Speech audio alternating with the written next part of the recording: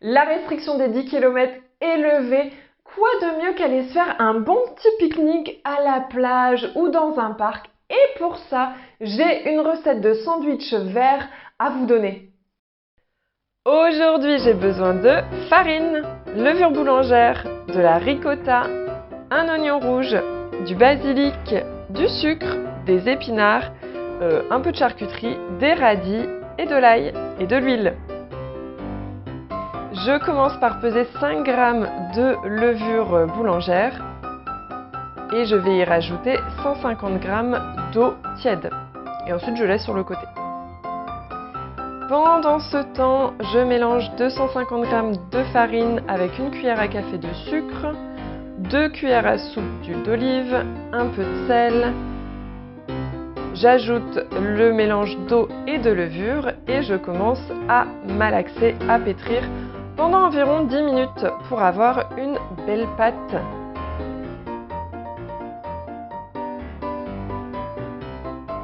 Je forme une boule, je couvre et je laisse gonfler pendant 1h30. Au bout d'1h30, ma pâte a bien gonflé. Je vais pouvoir la diviser en 4 pâtons de taille plus ou moins identique. J'en fais des petites boules. Et pareil, je vais couvrir et laisser reposer pendant environ 30 minutes.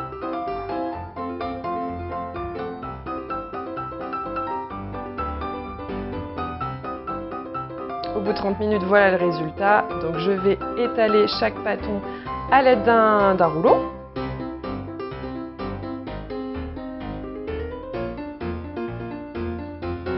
Et je vais faire cuire dans une poêle huilée environ 1 minute de chaque côté. Dès que ça gonfle un peu, je retourne et voilà, c'est prêt.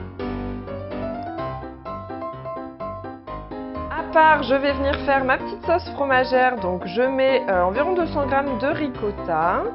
J'y ajoute un peu d'oignon rouge émincé, du basilic, de l'huile d'olive, donc une cuillère à soupe, ça sera suffisant, et puis un peu d'ail émincé.